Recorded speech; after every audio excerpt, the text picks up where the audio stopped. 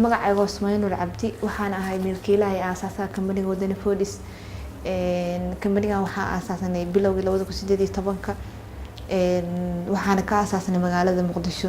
wuxuu sameeyaa cuntooyinka wadanka noocyadiisa kala duwan, gaar ahaan oodkaca iyo timirta oo hadda aan sameeyno. inkastoo hadafkeena iyo ujeedadeena ay tahay in waxyaabo badan oo cunooyinka wadanka kamid ah aan soo saarno meelo kala duwan oo wadanka iyo caalamkeena aan gaarsiino. company-gan hadda oo uu sanad jirsaday waxaa nooga muuqda ifafaalo fiican oo isleenahay meel fiican baa ka gaari kartaan hadduu Ilaahay idmo. waayahay dalbiya ma heshaa sideena adeegan dadku ay uga faa'iideystaan? si fiican dalbiya waa helnaa. waxaana ka helnaa dadka magaalada Muqdisho nagula nool, sidoo kale Soomaalida caalamka ku nool ayadana, ama wadamada dariska ahaadaan ama wadamo kale oo ka fog caalamka qaaradaha kale ay kala joogaan. waxayna ku gaaraan dadkaas meelaha kala duwan joogo in yacni nagu soo xiraan dadkii u qaadi lahaa, maadaama anaga businesskeena hadda uu gaarsiisneen ilaa heer uu wadan kale uu gaaro. sidoo kale ayadana waxaa naga iibsadaan dadyogo kale oo Soomaalida ahayn oo hadda magaalada Muqdisho ku sugan ee degan ama shaqooyinka u joogaan ama deganaan kala haystaan. ayadana dalabyada noocyadaas kala duwan nooga imaada. dalabyada gaarka inoo imaadana waxaa kamid ah aroosyada oo dadka ugu diyaarino, iskaabulada ayadana sidoo kale magaalada Muqdisho ku nool markaas si fudud quraacda ama suuxi ay ku heli karaan ayada waxay u diyaarsan yihiin.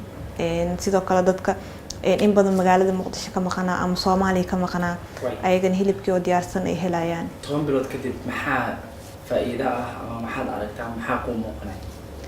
10 bilood kadib waxaa noo muuqda ifafaalo fiican maadaama dalabkeena hadda uu gaaray meel Soomaaliya ka baxsan.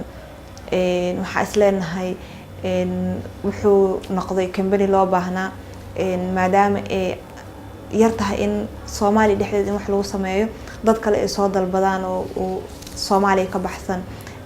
ay adag tahay haddana waxa aad diyaarin maadaama oodkac uu yahay shaqo adagna oo dadka ay ka marayaan inay si sahlan ay ku helaan asigoo diyaarsan, waqti badan oo kaga bixin kaliya inay soo dalbadaan, loo sheego waqtiga ay helayaan, waliba gurigooda loogu geeyo ama goobahooda ganacsi.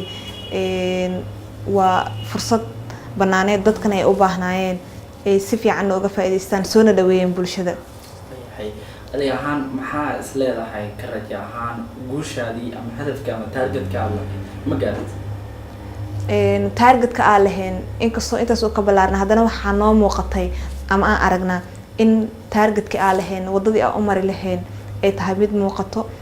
caqabadihiina hortaagnaan lahaa ama aan ka baqaynay in yacni siyaabihii loo xalin lahaa aan fahano.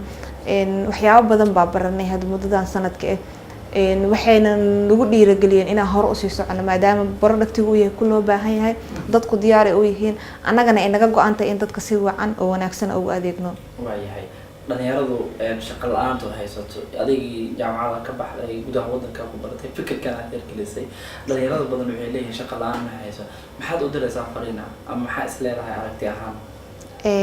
dhalinyarada waa maadaama wadan 30 sano iyo ka badan burbur kusoo jira aan nahay, way adagtahay in qof walba oo dhalinyaraha shaqo uu helo ama hay'adaha dawladda uu helo ama hay'adaha private uu helo. qof walba waxaa jira fikir iyo hal abuur maskaxdiisa ka guuxayo.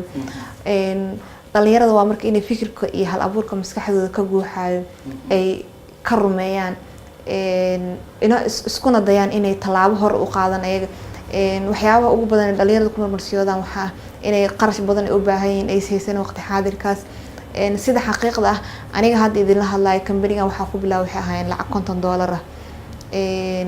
$50 maanta waxay ii saaciday in caalamkan aan isbaro, productigeygina aan tusiyo dadka, fikirkeygina aan ka iibiyo. marka qof walba oo dhalinyaro ah qiimaha ugu yar iyo waxa ugu yar uu ka bilaabi karo inuu ka bilaabo uu fikirkiisa